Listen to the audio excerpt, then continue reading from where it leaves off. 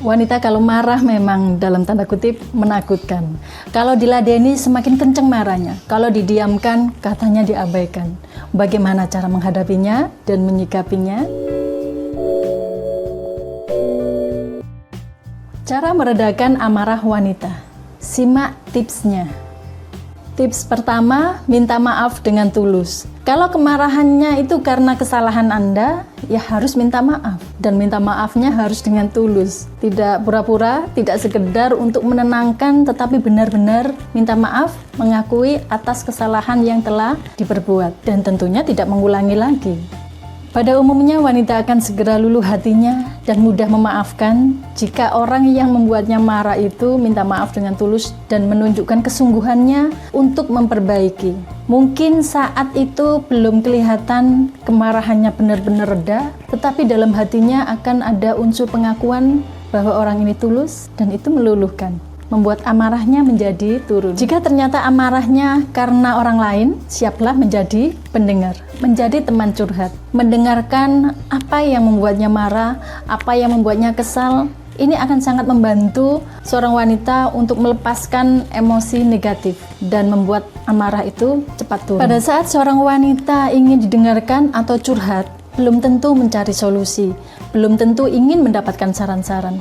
Kadangkala hanya sekedar ingin didengarkan, sudah cukup dan itu meredakan emosinya, meredakan bebannya.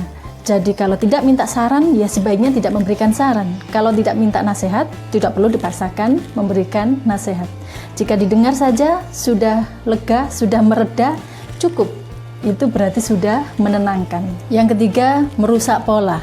Seorang wanita yang marah, jika dibiarkan terus, akan seperti layang-layang. Semakin tinggi, semakin kuat, dan ini perlu dikendalikan. Rusak polanya dengan cara menghambat kemarahan makin meninggi. Anda bisa menawarkan minum, air putih, agar lebih tenang. Silakan diminum dulu, ayo minum dulu yuk. Berikan sesuatu yang sekiranya bisa menjedah kemarahannya itu. Kalau posisi marah sedang berdiri, silakan diajak duduk, ayo duduk dulu, baru diceritakan yuk. Ini akan memberikan jeda pada kemarahannya. Atau Anda merapikan meja. Maaf ya, ini tadi anak-anak sedang mainan nggak dirapikan. Kemarahan yang tadinya mau semakin tinggi, akhirnya menurun karena memperhatikan meja yang kita rapikan tadi. Jadi, rusak polanya. Apapun yang ada di sekitar situ bisa dijadikan bahan, tetapi harus soft. Kalau terlalu bisa ditebak, orangnya semakin marah. Ini kok malah membuat saya semakin kesal sih? Diajak begini, diajak begitu gitu ya. Padahal saat itu mungkin kebutuhannya ingin didengarkan. Proses mau mendengarkan ini, sisipkan hal-hal yang bisa menjadi jeda.